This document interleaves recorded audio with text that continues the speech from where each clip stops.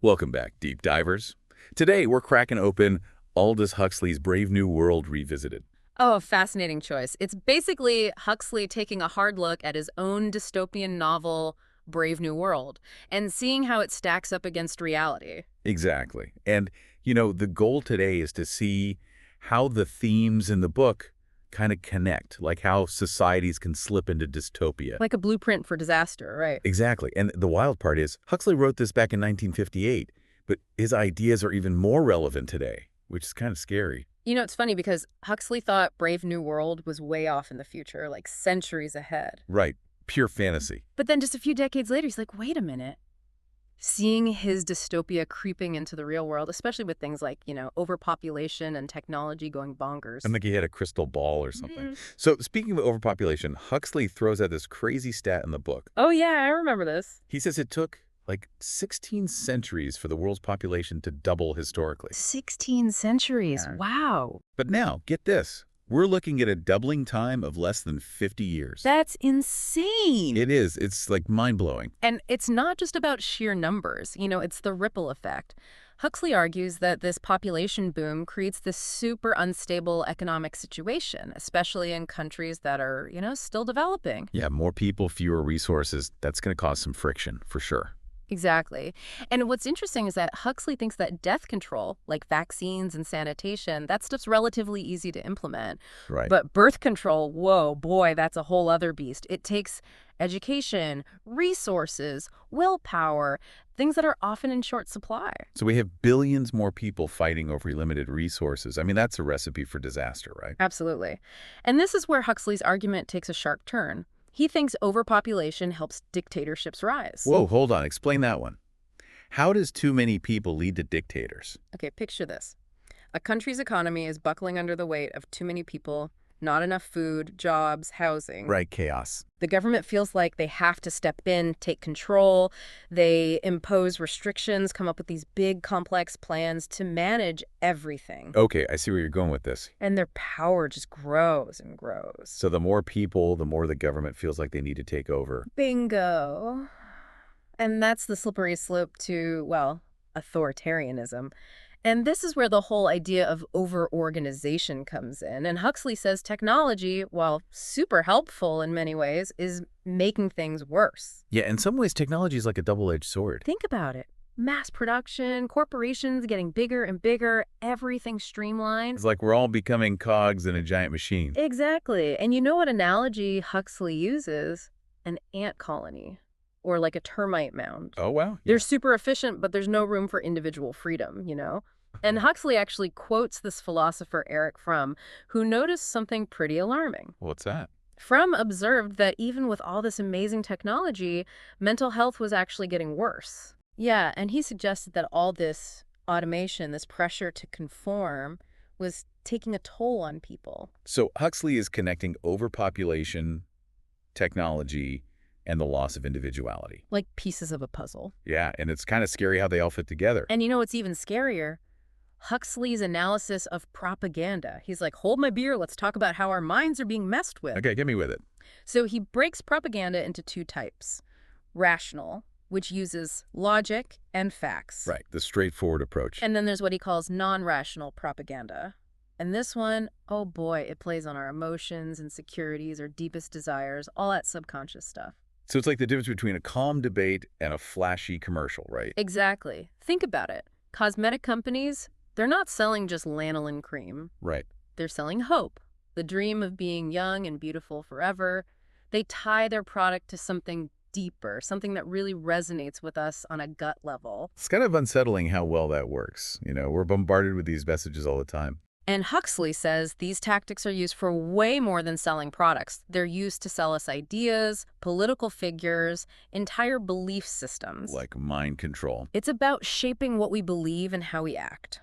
And then Huxley takes this whole propaganda thing even further and throws in some seriously creepy psychology, courtesy of Ivan Pavlov. You mean the guy who made dogs drool at the sound of a bell? The one and only. But what does that have to do with propaganda? Well, Pavlov's experiments showed you can link a stimulus to a response just by pairing them over and over again. But here's the kicker. He also found that when animals were stressed out, they became super suggestible. It was like their brains were ready to be reprogrammed. So stress makes us more vulnerable to manipulation. Bingo. And Huxley says this applies to humans too. He thinks we all have a breaking point, a level of stress where our minds become more open to new ideas, even if they're bad for us. This is sounding a lot like brainwashing. Well, Huxley doesn't shy away from that. He points out that torture, intense interrogation, even just constant propaganda have been used throughout history to control people. And it's not just physical force, right? It's about playing on our fears and insecurities to get us to buy into their message. Exactly. Like John Wesley, the preacher, he'd terrify people with these graphic visions of hell and then offer salvation through faith. Whoa, right. Or communist interrogation techniques, using sleep deprivation and isolation to break people down. So even in a free society, we're not immune to this stuff, especially when we're stressed or feeling vulnerable. Nope. And Huxley says it's going to get even tougher as technology advances. He predicts future dictators will have even more tools to control us. Okay, this is getting a bit too dark for me. Okay. But before we move on to potential solutions, I'm curious. You mentioned how Huxley links overpopulation, overorganization, and propaganda. Does he present them in a specific order in the book? Great question. And yeah, he totally does. He's not just randomly listing his worries. He structures the book to show how these problems feed each other. Okay, how so? He starts with overpopulation, showing how it destabilizes things and leads to more government control. Right, the government steps in to fix things. Then he dives into technology, showing how it fuels overorganization and makes us less individualistic. Right, technology as a double-edged sword. And finally, he lays out how this whole scenario is the perfect breeding ground for propaganda and manipulation. People are stressed, they're looking for easy answers, and bam, they're more susceptible to these controlling messages. So it's like a carefully constructed chain reaction. Exactly. And that structure makes his message super urgent. He's not just saying, hey, these are some problems. He's saying, look, this is how they work together to lead us down a dark path. That's pretty intense. But before we spiral into a full-blown existential crisis, let's switch gears and explore what Huxley suggests we can do about all this. Definitely. He does offer some glimmers of hope, some concrete steps we can take. And we'll dive into those in the next part of our deep dive. Sounds good. Get ready for a more optimistic perspective, because even in the face of all this doom and gloom, Huxley believes we still have the power to choose our own destiny. Absolutely. And those choices, individual and collective, will shape the world we leave behind. Okay, let's get into it. Okay, so we've seen how overpopulation, overorganization, and propaganda can create this, like, recipe for societal control. Yeah, it was getting pretty heavy there for a minute. Right. But Huxley's not all doom and gloom. He gives us some life rafts, ways to navigate these treacherous water. Okay, good, because I was starting to feel a little hopeless. Like, are we all just destined to become mindless drones in some dystopian future?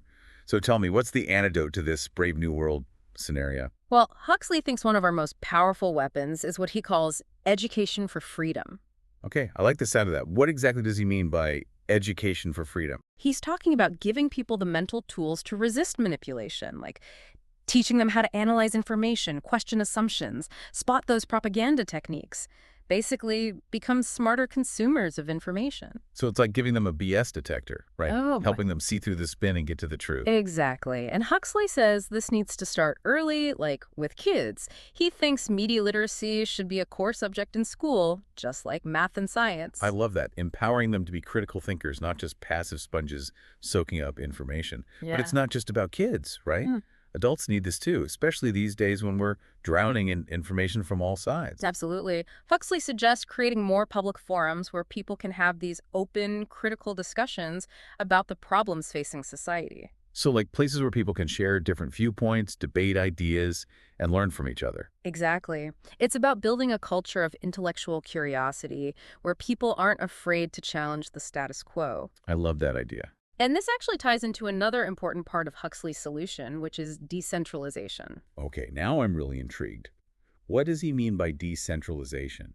And how does it relate to education for freedom? Well, Huxley says one of the dangers of overorganization is that it puts all the power in the hands of a few, which makes it easier for them to manipulate everyone else. Right, power corrupts, and absolute power corrupts absolutely. Exactly. So to counter that, he suggests shifting towards smaller, self-governing communities. So kind of like the idea of power to the people, giving people more control over their own lives? Exactly. And this doesn't mean everyone needs to go live off the grid or anything.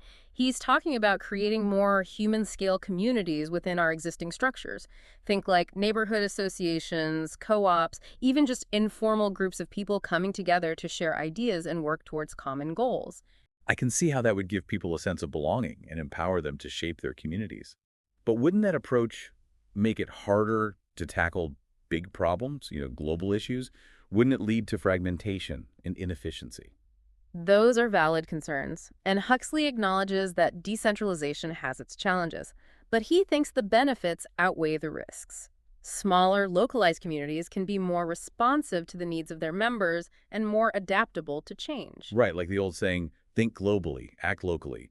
Finding that balance between addressing global issues and empowering local communities. Exactly. And Huxley also points out that these smaller communities can be like incubators for innovation and creativity. They can experiment with new ideas without being bogged down by bureaucracy. So it's not just about resisting control, it's also about creating spaces where positive change can happen. Precisely. And this Okay, so we've got education for freedom, decentralization, and legal protections. These are all great tools, but are they enough to actually counter the forces Huxley warns about? Can we really prevent this dystopian future from becoming reality? Well, that's the million-dollar question, isn't it? And Huxley doesn't offer any easy answers. He knows we're up against some powerful forces like technology advancing so rapidly, the pressure of overpopulation, and the fact that people often crave easy solutions. So it's not a guaranteed win. Definitely not. But Huxley also believes that the future isn't set in stone. We have a choice in this. Our choices, both as individuals and as a society, will ultimately shape what happens. So it's a call to action. We can't Yeah. just sit around and wait for someone else to fix things. We need to actively shape our own destiny. Exactly. And it starts with understanding the challenges we face, recognizing those patterns of control, and then taking concrete steps to resist them. Okay, I'm ready to roll up my sleeves and get to work. But where do we even begin? What are some practical things people listening can do to make a difference? I think it starts with education. Read Huxley's book, learn about these manipulation techniques, and share what you learn with others.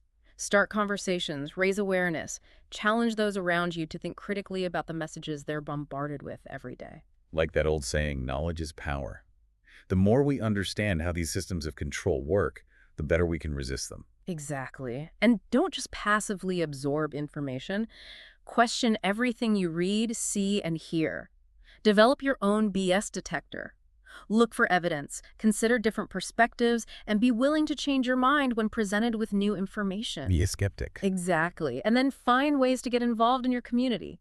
Join a local group, volunteer your time, start a conversation with your neighbors about these issues. It's about taking back our power, both individually and collectively. Right. And it's about remembering that we're not alone in this. There are so many people out there fighting for freedom, for individuality, for a more just and humane society. By joining forces, supporting each other, and refusing to give in to despair or apathy, we can create a better future for ourselves and for generations to come. That's a powerful message. But there's one more thing I wanted to touch on before we move on. You mentioned earlier that Huxley structured Brave New World Revisited in a way that highlights how interconnected these problems are. Does he follow a similar structure when presenting his solutions? That's a really sharp observation, and yeah, there's definitely a deliberate way he organizes his proposed solutions.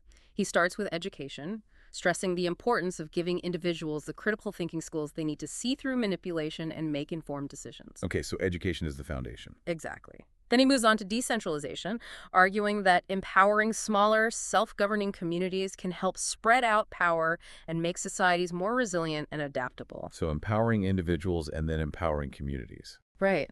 And finally, he advocates for legal protections, recognizing that individual action alone isn't enough. We need safeguards in place to protect our freedom of thought and prevent these powerful control techniques from being abused. So it's like a three-pronged approach. Empowering individuals, strengthening communities, and creating systemic safeguards. Exactly. And that holistic approach is really the core of Huxley's message. He's not offering a simple fix. He's calling for a fundamental shift in how we think about power, control, and the individual's role in shaping society. So it's a complex problem that needs a complex solution. Precisely. And it's a challenge that we all have a part in addressing. Okay, this has been a lot to take in, but in a good way. I feel like I have a much better understanding of what's at stake and the paths we can choose. But before we jump into the final part of our deep dive, I'm curious about something. Huxley was writing this back in the 1950s, in a very different world technologically and socially. Do his ideas still hold up today, with social media, AI, and all these other mind-blowing advancements? That's a fantastic question, and it's something we'll explore in detail in the next part of our deep dive. Because even though the specific technologies have changed, those underlying principles of manipulation and control that Huxley identified are arguably even more relevant today than they were back then. Okay, I'm definitely ready to hear more about that. But for now, let's take a minute to let all this information sink in. All right, so we've dug into Huxley's warnings about overpopulation, overorganization, and propaganda. Right, those big, scary trends. And we've even touched on some potential solutions like education for freedom and decentralization. Ways to fight back, yeah. But there's one more thread running through Brave New World Revisited that I think ties everything together. Interesting. What do you have in mind? It's this idea that keeps popping up, the importance of individuality. Oh, absolutely. We talked about how conformity can be dangerous, but let's unpack that a bit more. Why is individuality so crucial in Huxley's view? Yeah, good point. Well, Huxley believes that individuality is essential on two levels, for personal growth and for society as a whole. He argues that each person has these unique talents, perspectives, their own experiences that make the world richer. Yeah, it takes all kinds, right? Exactly. If we all try to fit into the same mold, it's not just boring, it actually stifles creativity and progress. And as we've discussed, a society full of conformists is way easier to manipulate. 100%. When people are afraid to think for themselves or question authority, a dictator can waltz right in and take control. That's like those sci-fi movies where everyone wears the same clothes and has the same haircut. Exactly. But when people embrace their individuality, challenge the status quo, you get a more dynamic, resilient society that's much harder to control. So individuality is like a shield against tyranny. I like that, a shield. It's about having the guts to be yourself, even when it's easier to just blend in. And Huxley gets that it's not easy. Oh, for sure. We're constantly told what to wear, what to think, how to act. It takes effort to push back against all that and figure out who you really are. Yeah, it can feel like swimming upstream. But Huxley believes it's a fight worth having. He sees embracing our individuality as more than just personal satisfaction. It's about reaching our full potential as humans. So making our unique contribution to the world. Yes, putting our own stamp on things. But let's get practical for a moment. How do we actually cultivate individuality, both in ourselves and in others? Yeah, good question. How do we do that? Huxley is a big believer in education, but not just memorizing facts. He's talking about nurturing critical thinking and a love of learning. It's about encouraging curiosity, questioning everything, always being open to new experiences. So being willing to step outside your comfort zone. Exactly. And also taking the time for self-reflection, thinking about your values, your beliefs, what makes you tick. That helps you understand what motivates you, what makes you unique. Know yourself, right?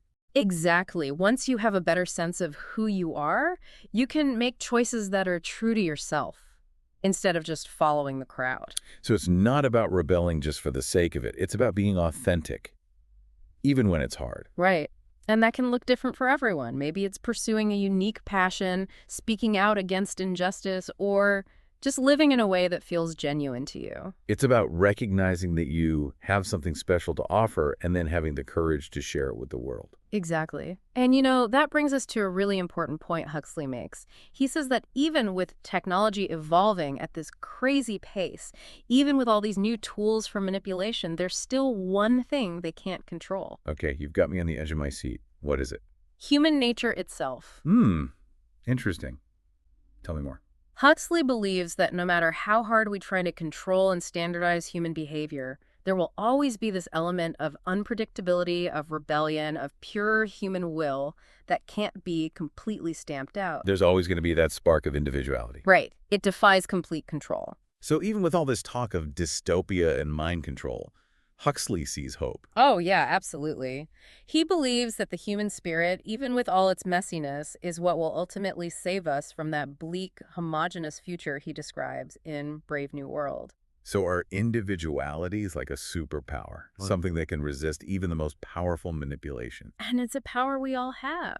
It's our responsibility to nurture that spark, to fight for freedom and individuality, and to push back against anything that tries to dim our light. That's a beautiful thought. It's so encouraging to think that even in the darkest times, there's always hope, resistance, that refusal to conform. And that's what makes us human, That gives me hope, too. Absolutely. And I think that's a great note to end on. Thanks for taking this deep dive with us into Brave New World Revisited. It was my pleasure. We hope exploring these ideas has sparked some new thoughts, maybe some critical reflection, and perhaps a bit of hope for the future. Remember, the future isn't set in stone. It's a story we're all writing together. And the choices we make today determine the world we'll live in tomorrow. So let's choose wisely. Let's embrace our individuality, Yeah. sharpen our critical thinking skills, and actively resist any force that wants to control our minds and limit our freedom. Well said. Thanks for listening, everyone.